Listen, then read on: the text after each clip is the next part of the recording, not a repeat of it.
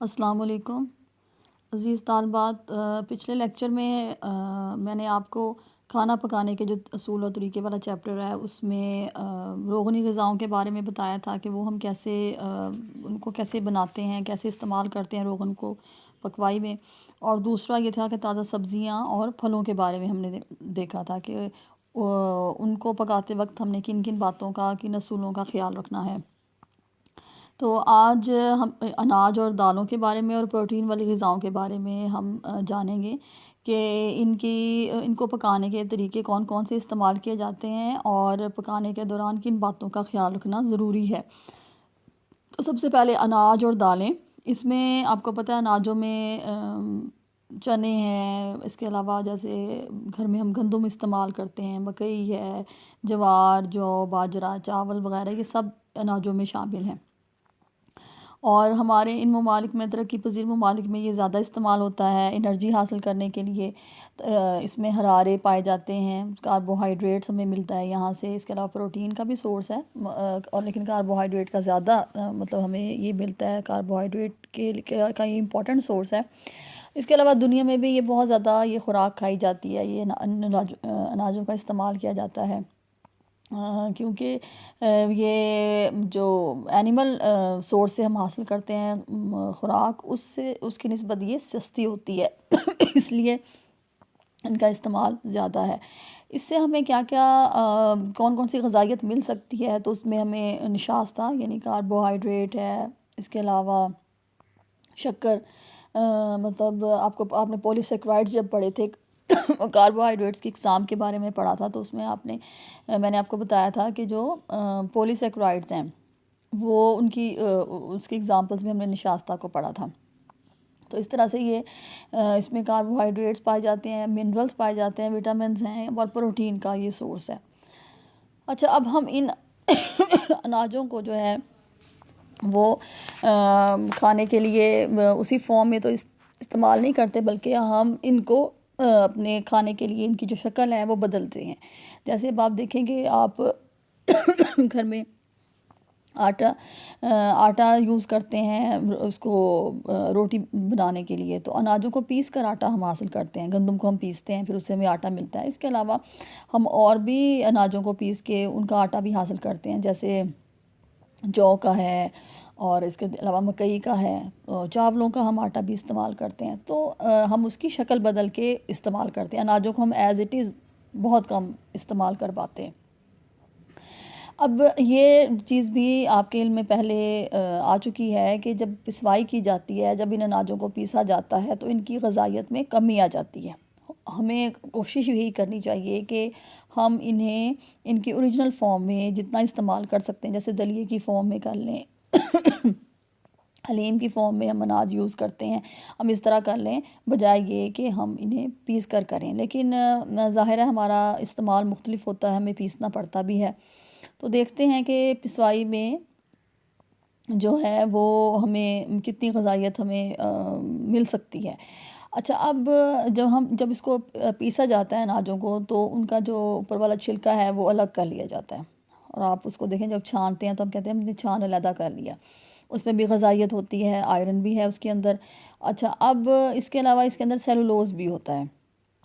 Cellulose जो होता है वो हमें हज़म करने में, यानी फ़ाइबर है, हमें हमारा हज़म तो नहीं होता, लेकिन ये है कि उससे हमें फ़ाइबर मिलता है और हमारे डाइजेस्टिव सिस्टम के लिए वो बहुत अच्छा है। अच्छा, अब इस जो छान है इसमें सेलुलोज़ के अलावा आपको नबाताती प्रोटीन भी हमें मिलती है, यानी जो हम प्लांट सोर्स से हासिल करते हैं प्रोटीन, मिनरल्स भी मिलते हैं, विटामिन भी मिलते हैं। तो हमें इस छान को अलहदा नहीं करना चाहिए, बल्कि हमें आटा इसके समेत इस्तेमाल करना चाहिए। ठीक है। इसके अलावा जो अनाजों का अंदरूनी हिस्सा है, बिल्कुल इंटरनल जो उसका पार्ट है, उसमें भी विटामिन और मिनरल्स जो हैं वो बाकी हिस्से की निस्बत ज़्यादा पाए जाते हैं। और ये भी पिसवाई के दौरान सॉरी, मुझे काफ़ी तबीयत वो है ख़राब वो भी पिसवाई के दौरान जो है वो ज़ाया हो जाते हैं। अच्छा, अब ये मतलब हमने अभी देखा कि पिसवाई में हमें जो छान है वो इस्तेमाल करना चाहिए, जो पिसाई के दौरान हमें मिलता है। और हमें कोशिश करनी चाहिए कि अगर हम अनाजों को ओरिजिनल फॉर्म में यूज़ कर सकें तो वो बहुत अच्छा है। अब जब हमें ये आटे की फॉर्म में मिल गया, उसके बाद आपको पता है कि हम उसको गूँथते हैं, ठीक है? उसमें पानी वगैरह ऐड करके, कुछ लोग दूध ऐड करके भी उसको गूँथते हैं, कुछ लोग ऑयल ऐड करके भी उससे गूँथते हैं, तो उससे भी उसकी ग़ज़ाइयत में इज़ाफ़ा होता है। अब अगर हम अनाजों को भिगोएँ और भिगोने के बाद उनका जो पानी है वो गिरा दें, तो उसमें क्या होगा, ज़ाया होगा, विटामिन्स और मिनरल्स ज़ाया होंगे। इसलिए जब हम उन अनाजों को भिगोएँ तो हमें चाहिए कि हम उनका पानी इस्तेमाल करें। तो कुछ बातों को हमें मद्देनज़र रखना चाहिए जब हम अनाजों को भिगोएँ। सबसे पहली बात ये है कि दालों को और चावलों को हमें कम धोना चाहिए, और बार-बार उनका अगर हम पानी गिराते चले जाएँगे, उन्हें मल-मल के भी कुछ लोग धो रहे होते हैं, तो इससे क्या होगा, उससे उसमें जो हुए हुए होंगे विटामिन वो ज़ाया हो जाएँगे। भिगोने के लिए सिर्फ़ उतना पानी इस्तेमाल करना हमें चाहिए जितना हम यूज़ कर सकते हैं, यानी जिसमें वो जो अनाज है वो फूल जाए, वो सॉफ्ट हो जाए, ठीक है?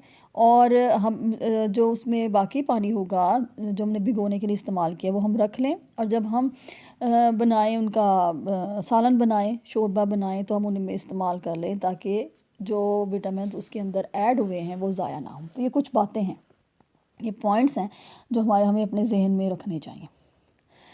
अच्छा, अब जो पकाने की जहाँ तक बात है, अगर हम बात करें पकाने के असूलों की, तो उन्हें पकाने का मकसद आपको पता है कि हम उन्हें सॉफ्ट करते हैं और इस फॉर्म में ले आते हैं, यानी उसके अंदर होता है सेलुलोज़।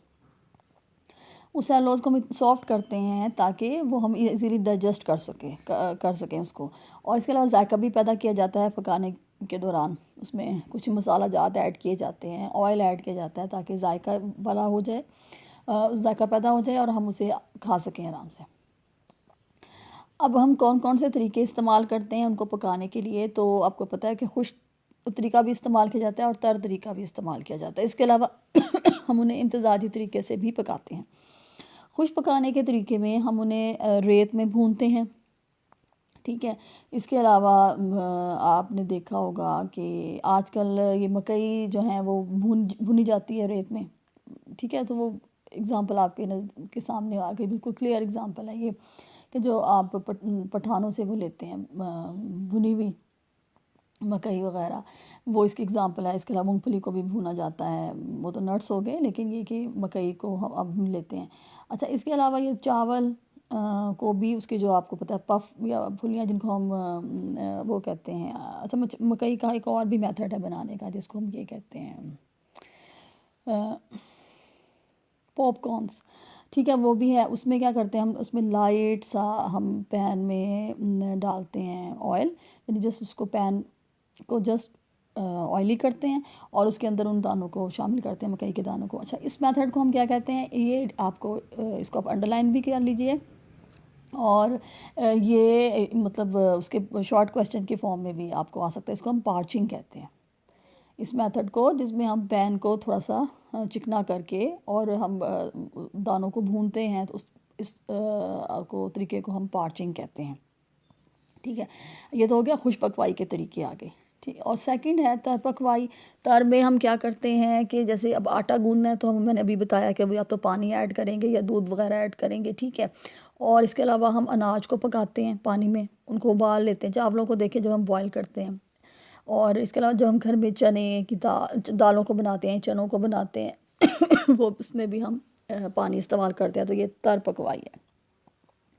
तीसरा जो मेथड है इनको पकाने का, वो इम्तज़ाजी तरीका है, जिसमें हम क्या करते हैं कि रात भर इनको हम पानी में भिगोते हैं, इन अनाजों को, जो भी अनाज हमने पकाना हो, और उसके बाद हम उनका पानी खुश करके उसको तलते हैं। अच्छा, अब ये कौन से हो गए, जैसे अब आप ये देखिए निम्को उसकी एग्ज़ाम्पल है कि निम्को में हम जो दालें इस्तेमाल करते हैं उनको पहले भिगोया जाता है, भिगोने के बाद उनका पानी खुश करके उन्हें फ्राई किया जाता है, तो ये इम्तज़ाजी तरीका हो गया, ठीक है? तो 3 तरीके हम इसमें यूज़ करते हैं अनाजों की पकवाई में।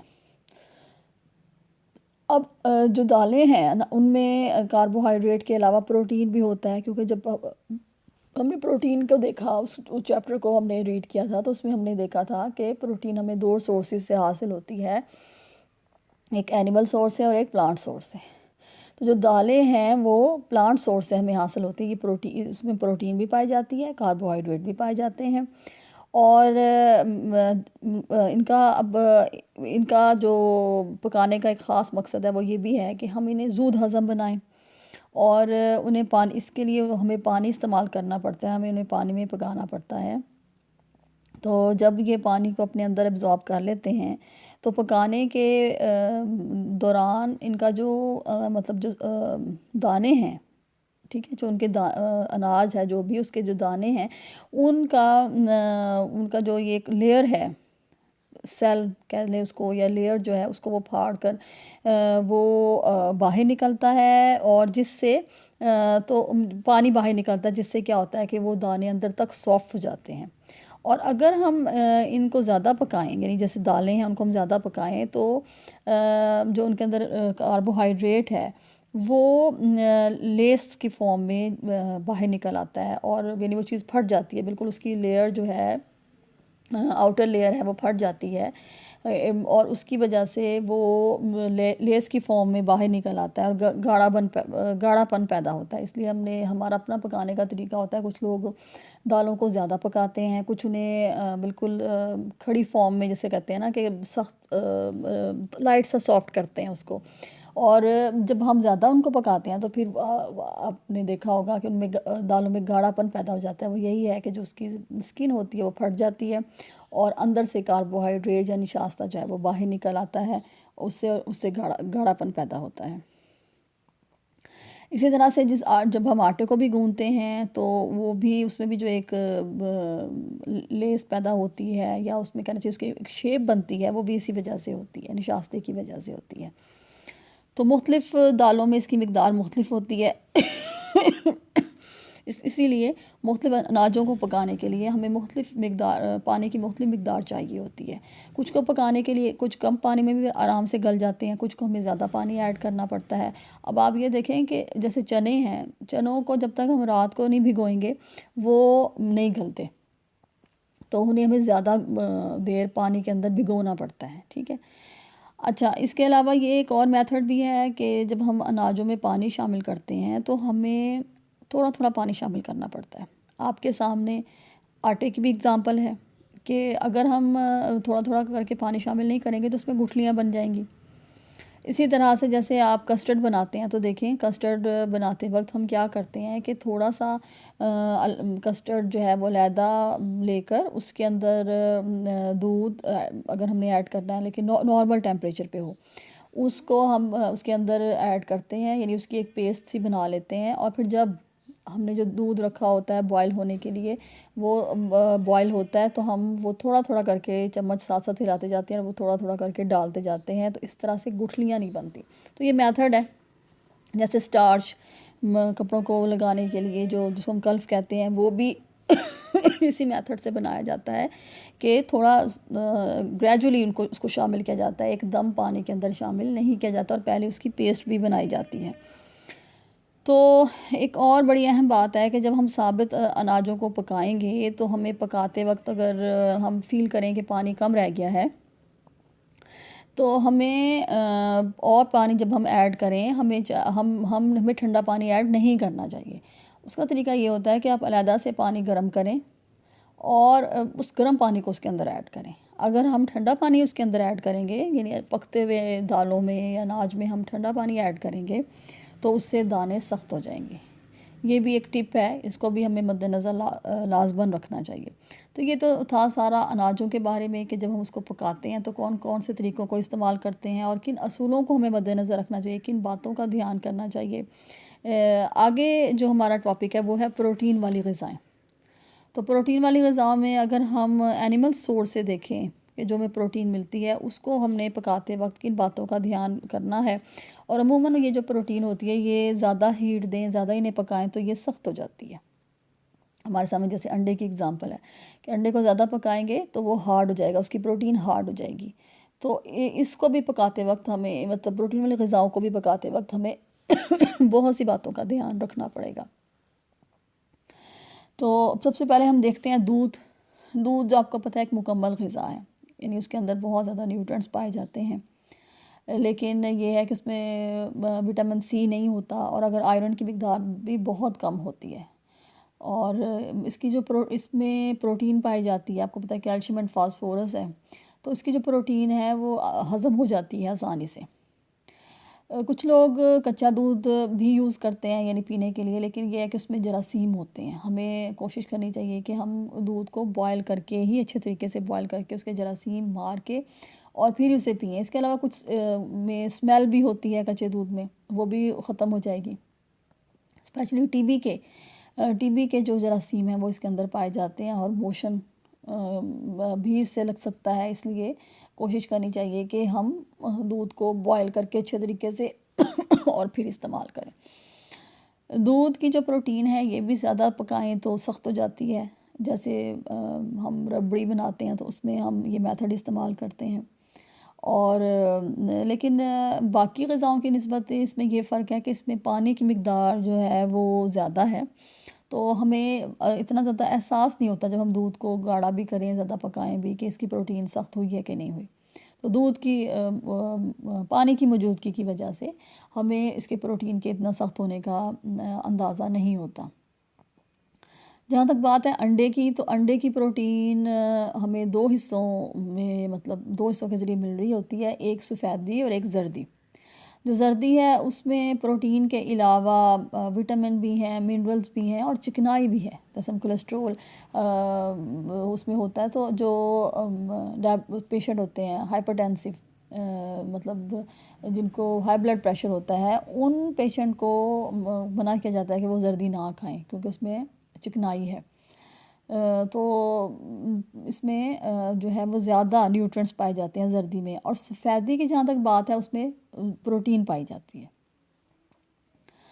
अच्छा, अब अंडों को हम मुख्तलिफ़ तरीके से इस्तेमाल करते हैं अपने घरों में। आपको पता है उसकी फॉर्म्स मुख्तलिफ़ होती हैं, जैसे फ्राई किया, उसका ऑमलेट बनाया, मुख्तलिफ़ खानों में इसको इस्तेमाल किया, और उनका जो टेस्ट है कभी मीठा बनाया, कभी नमकीन और नरम सख्त। हम हर सूरत में अंडे का इस्तेमाल करते हैं, हर तरीके से इस्तेमाल करते हैं। तो अंडे की जो एक ख़ासियत है मुनफरिद, ये भी आप नोट कर लें, ये भी एक शॉर्ट क्वेश्चन हो सकता है कि जो अंडे की ख़ासियत क्या है। उसकी एक मुनफरिद ख़ासियत है, और वो ये है कि उसकी प्रोटीन जो ही उसे हम हीट देते हैं जमने लग जाती है, और अगर हम उन्हें ज़्यादा पकाएं तो वो नाकाबिले हज़म हो जाती है। इतनी ज़्यादा वो हार्ड हो जाती है कि उसको हज़म करना मुश्किल होता है।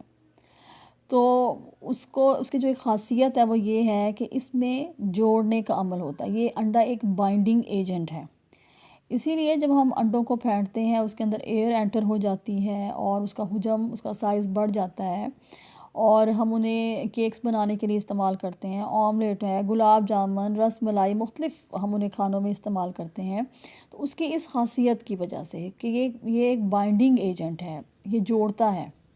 ठीक है, तो इसकी इस पॉइंट को आप अंडरलाइन लाजमन करें कि अंडों की क्या मुनफरिद खासियत है।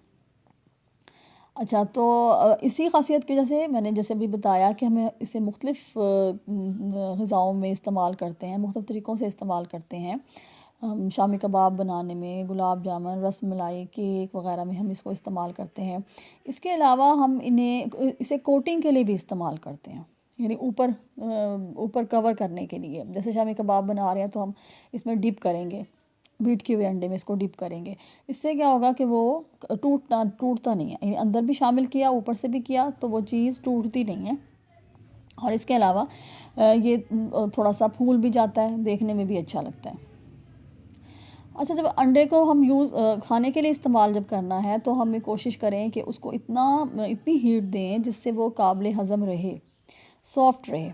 हमें उसे ज़्यादा सख्त नहीं करना चाहिए, ना फ्राई करते वक्त ना पकाते वक्त, क्योंकि इस तरह उसकी जो अफादियत है वो कम हो जाएगी, वो हज़म आसानी से नहीं होगा। तो हमें इन्हें तो हल्की आंच पे पकाना चाहिए।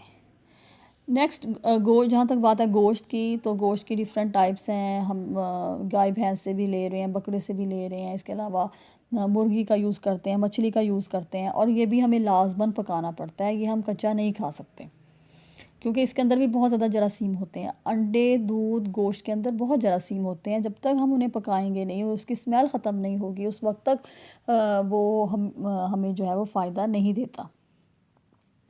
और ज़ाहिर स्मेल हमारे अपने लिए वो है कि हम अवॉइड करते हैं उन चीज़ों को खाते वक्त जिनके अंदर स्मेल होती है।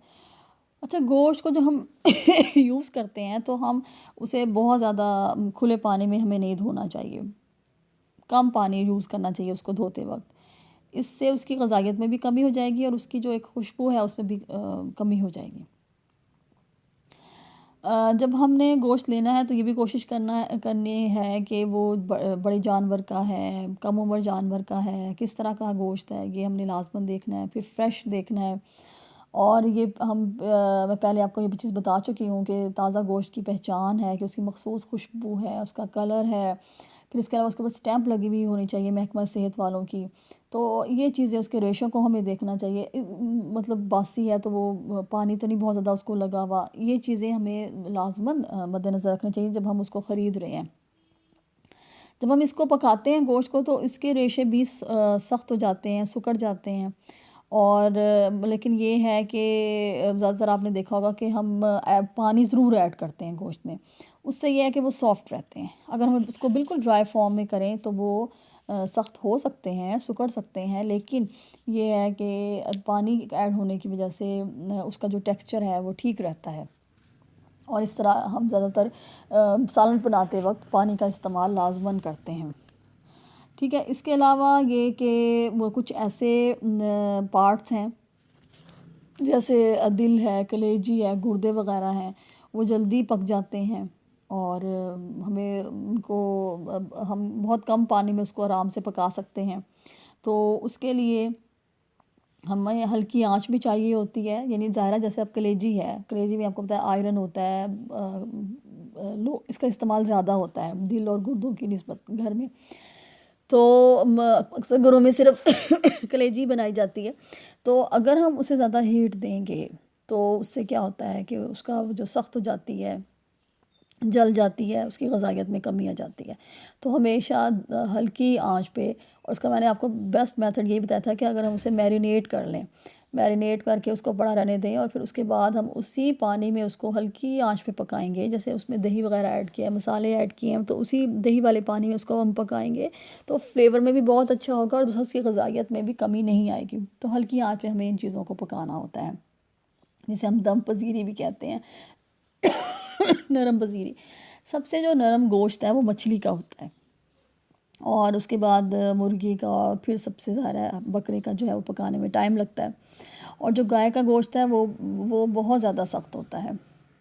तो जब हम मुर्गी और मछली का गोश्त बनाएं तो हमें आंच जो है वो हल्की रखनी चाहिए, बहुत तेज़ आंच पे उसको नहीं पकाना चाहिए क्योंकि वो अंदर तक जो है वो फिर नहीं पकता। तो हमें जो है वो खुश पकवाई से हम इन्हें बना सकते हैं, या आपको पता है कि हम इसको दम पे बनाएं, जैसे मछली है बेक कर लेते हैं और रोस्ट भी की जाती है खैर, लेकिन उससे उसकी ग़ज़ाइयत में कमी आ जाती है, उसको फ्राई भी करने से भी कमी आ जाती है। तो बेस्ट मेथड यही है कि उसको थोड़ा सा हम मैरिनेट करके और दम पे उसको बनाएंगे, और इसके अलावा या बेक कर लें, तो ये अच्छे मेथड हैं इसको पकाने के। तो असल जो बात है वो मैं बताना चाह रही हूँ वो ये कि हमने देखना है कि कौन सा ऐसा बेस्ट मेथड है, कौन से ऐसे तरीके हैं जिनसे इन ग़िज़ाओं की जो ग़ज़ाइयत अल्लाह ताला ने उनके अंदर जो इफ़ादत पैदा की है उसमें कमी ना आए। तो हमने कोशिश करनी है कि हम उन मेथड्स को ज़रूर फ़ॉलो करें, ताकि वो जो चीज़ जिस मकसद के लिए हम उसको खा रहे हैं वो हमें वो फ़ायदा भी दे, बजाय ये कि जो उसकी अफ़ादियत है वो कम हो जाए। तो इसमें अपने टेस्ट को भी ज़रूर मद्देनज़र रखना चाहिए, मगर पकाने के तरीके वो अडॉप्ट करने चाहिए जो ग़िज़ाओं को फ़ायदा पहुंचाने का ज़रिया बने, ना कि ये कि उससे हमें फ़ायदा होने की बजाय मतलब वो हमारे लिए थोड़ी सी नुकसानदेह भी साबित हो जाए। जैसे मैंने भी आपको अंडे की भी एग्ज़ाम्पल दी है कि हम उसको अगर ज़्यादा कुक करेंगे तो उसका उसकी प्रोटीन हार्ड होने की वजह से वो हमें फ़ायदा इतना नहीं देगी और हमारे स्टमक पे बोझ बनेगा वो अंडा, क्योंकि नाकाबिले हज़म हो जाएगा। तो इस तरह से बेस्ट मेथड अडॉप्ट करने की कोशिश करनी चाहिए, और कोशिश करनी चाहिए हल्की आंच पे खानों को बनाया जाए, दम पे बनाया जाए, यानी ऊपर उसको कवर किया जाए, ताकि उनके अंदर की जो विटामिन्स हैं, मिनरल्स हैं और जो ग़िज़ाइयत है उसमें कमी ना हो पाए। तो ये हमारा चैप्टर था खाना पकाने के असूल और तरीक़ों के बारे में। इंशाल्लाह ताला नेक्स्ट जो है वो फिर हम अपना लास्ट चैप्टर स्टार्ट करेंगे और फिर बाद में रिवीजन की तरफ आएंगे। अस्सलामु अलैकुम।